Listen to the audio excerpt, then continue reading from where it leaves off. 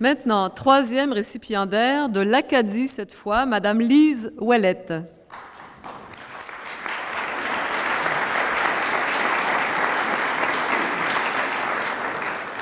Diplômée de l'Université de Moncton, puis de l'Université de Montréal, où elle a obtenu une maîtrise en sociologie, Lise Ouellette a consacré son engagement, tant professionnel que communautaire, à la mise en place d'outils de développement de l'Acadie et de la francophonie.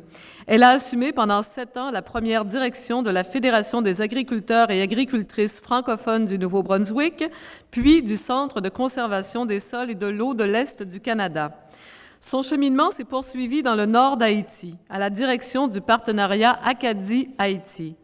De retour en Acadie, elle a été mandatée pour coordonner la mise sur pied de l'Institut de recherche sur les zones côtières à Shippagan, un outil majeur de développement économique régional. Sur le plan communautaire, Mme Ouellette a présidé la Société des Acadiens et Acadiennes du Nouveau-Brunswick et le Forum de concertation des organismes acadiens. Elle a par ailleurs occupé la vice-présidence de la Fédération des communautés francophones et acadiennes du Canada et depuis 2004, elle assume la direction générale de l'Association francophone des municipalités du Nouveau-Brunswick. Madame Ouellette, s'il vous plaît, approchez-vous. Madame, monsieur.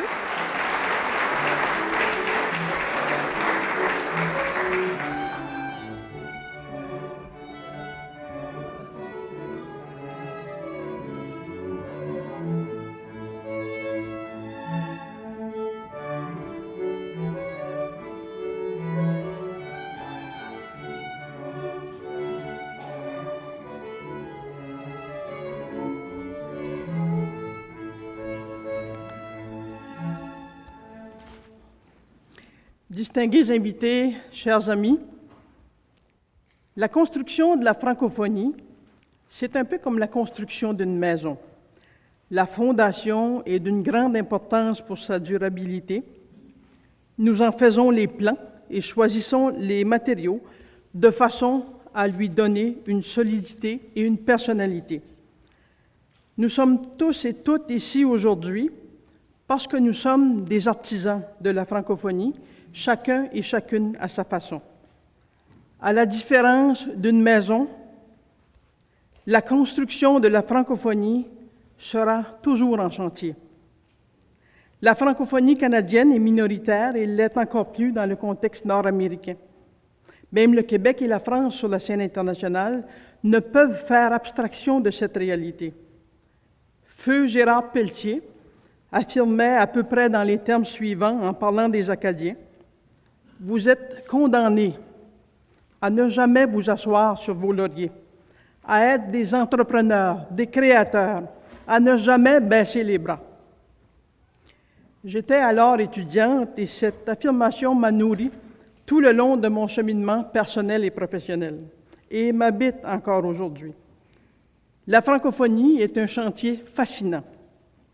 Sa fondation n'est certes pas aussi solide qu'on le souhaiterait, particulièrement à l'extérieur des États et territoires francophones.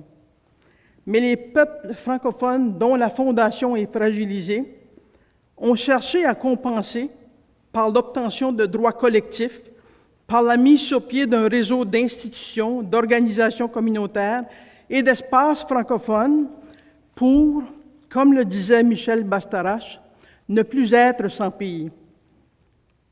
J'ai eu le difficile privilège, dans mon cheminement professionnel, de vivre une expérience de travail en Haïti. Il est effectivement très difficile de voir les conditions de vie infrahumaines dans lesquelles vit une partie importante de la population. Malgré ces conditions difficiles, ce fut un privilège et une source d'inspiration de rencontrer des personnes extraordinaires qui travaillent avec créativité, entrepreneurship et acharnement à bâtir un pays. J'y ai retrouvé les mêmes idéaux, la même passion qu'en Acadie. La solidarité envers la reconstruction d'Haïti est plus qu'un devoir. La proximité grandissante de nos communautés, de la déportation des Acadiens à nos jours, fait en sorte que notre avenir est interrelié. La reconstruction d'Haïti est aussi, à cet égard, notre chantier. Un des plus importants enjeux pour la pérennité de l'Acadie du Nouveau-Brunswick fait présentement l'objet d'efforts intenses, soit la réforme de la gouvernance locale et régionale. Il s'agit certes d'une des pièces maîtresses de notre fondation. Dans les régions francophones du Nouveau-Brunswick, 50% de la population n'a pas accès à un gouvernement local. Il s'agit là de la plus importante barrière à notre prise en charge et à notre développement, à la fois comme peuple et souvent comme région éloignée des centres urbains. Le développement des communautés et des régions constitue un matériau incontournable de la francophonie que nous bâtissons jour après jour. Ce sera, à mon sens, le principal défi de l'Acadie, des régions du Québec, de la francophonie canadienne, d'Haïti et d'ailleurs. Le ciment de la Maison de la francophonie est sa solidarité. Je remercie grandement les responsables de cette organisation de contribuer à cimenter la francophonie. La reconnaissance que vous m'accordez aujourd'hui me touche beaucoup et je suis certes heureuse de rejoindre ce groupe très sélect. Je l'interprète aussi comme une confirmation que l'investissement dans la prise en charge de nos communautés locales et régionales constitue une pierre angulaire de notre maison de la francophonie. Elle implique également qu'une fois la fondation en place, une maison se bâtit pierre par pierre ou brique par brique. Et soyez assurés qu'après cet honneur qui m'est accordé aujourd'hui, je suis consciente que j'ai encore, de concert avec nos partenaires, une bonne pile de briques à placer. Merci beaucoup.